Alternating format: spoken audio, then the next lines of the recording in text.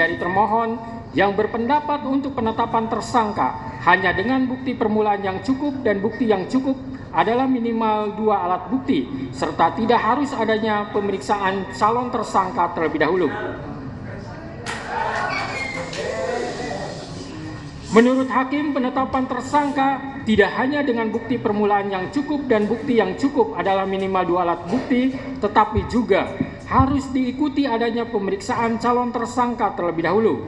Karena hal tersebut sudah jelas dan tegas termaktub dalam putusan Mahkamah Konstitusi nomor 21/PUU 12 Romawi garing 2014 tertanggal 16 Maret 2015 telah memberikan syarat tambahan bahwa selain 2 alat bukti harus dilakukan pemeriksaan terhadap calon tersangka terlebih dahulu, di mana dalam pertimbangannya Mahkamah Konstitusi menyebutkan bahwa agar memenuhi asas kepastian hukum yang adil sebagaimana ditetapkan dalam pasal 28D ayat 1 Undang-Undang Dasar 1945 serta memenuhi asas lex serta dan asas lex stricta dalam hukum pidana, maka prasa bukti permulaan yang cukup dan bukti yang cukup sebagaimana ditentukan dalam pasal 1 angka 14, pasal 17 dan pasal 21 ayat 1 KUHP harus ditafsirkan sekurang-kurangnya 2 alat bukti yang termuat dalam pasal 184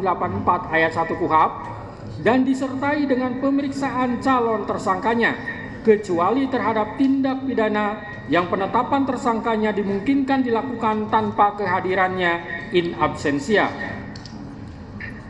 Menimbang bahwa pemeriksaan calon tersangka walaupun tidak dicantumkan dalam amar putusan, melainkan dibunyikan dalam pertimbangannya, akan tetapi putusan Mahkamah Konstitusi tersebut bersifat final dan mengikat, maka sepatutnya isi putusan seluruhnya harus dipatuhi terlebih lagi oleh penegak hukum.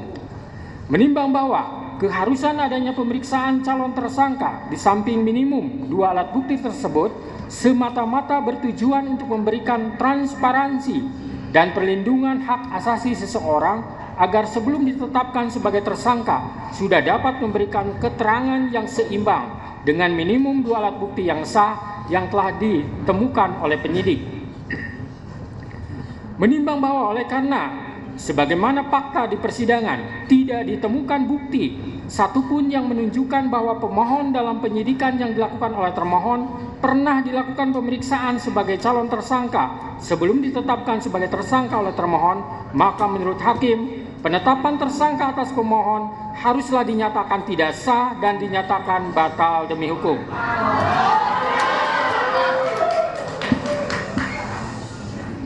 Menimbang bahwa berdasarkan pertimbangan di atas, maka alasan-alasan permohonan pra-peradilan yang diajukan oleh pemohon haruslah dinyatakan beralasan menurut hukum dan patut dikabulkan. Menimbang bahwa oleh karena penetapan pemohon sebagai tersangka didasarkan pada penyidikan yang tidak sah, maka seluruh tindakan termohon terhadap pemohon menjadi tidak sah.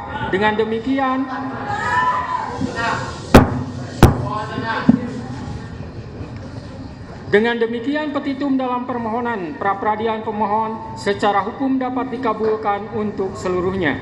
Menimbang bahwa oleh karena permohonan pra-peradilan pemohon telah dinyatakan dikabulkan untuk seluruhnya, maka biaya yang timbul dalam perkara ini dibebankan kepada negara.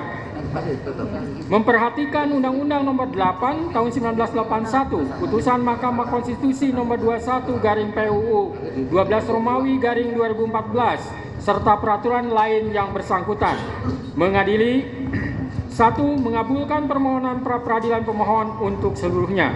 2. Menyatakan proses penetapan tersangka kepada pemohon berdasarkan surat ketetapan nomor Estap garing 90 garing 5 Romawi garing Res 124 garing 2024 garing Diskreskrimum tanggal 21 Mei 2004 atas nama Peggy Setiawan beserta surat yang berkaitan lainnya dinyatakan tidak sah dan batal demi hukum.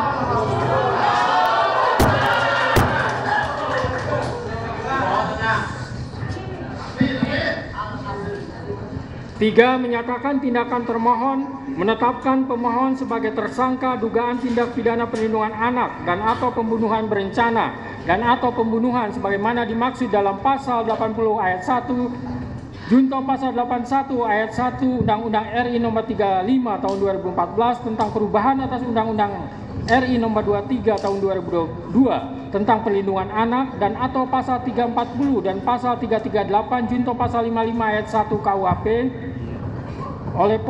oleh Polri Daerah Jawa Barat Direktorat Reserse Kriminal Umum termohon adalah tidak sah dan tidak berdasarkan atas hukum. 4. Menetapkan surat ketetapan tersangka nomor Estaf garing 90 garing 5 Romawi garing Res 124 garing 2024 garing Diskrekrimum tanggal 21 Mei 2004 batal demi hukum. 5. Menyatakan tidak sah segala keputusan dan atau penetapan yang dikeluarkan lebih lanjut oleh termohon yang berkenaan dengan penetapan tersangka atas diri pemohon oleh termohon. 6. Memerintahkan kepada termohon untuk menghentikan penyidikan terhadap perintah penyidikan kepada pemohon. 7. Memerintahkan kepada termohon untuk melepaskan pemohon dari tahanan.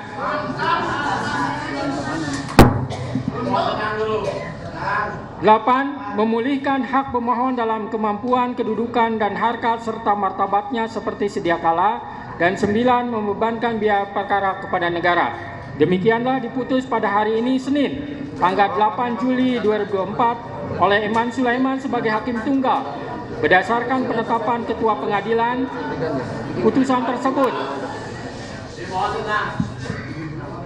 tersebut diucapkan dalam persidangan yang terbuka untuk umum pada hari ini oleh hakim tersebut dengan dibantu oleh Muhammad Al-Atta sebagai panitera pengganti pada PN Bandung dengan dihadiri oleh kuasa pemohon dan kuasa termohon. Demikian putusan sudah dijatuhkan. Intinya permohonan pra peradilan dari pemohon dikabulkan.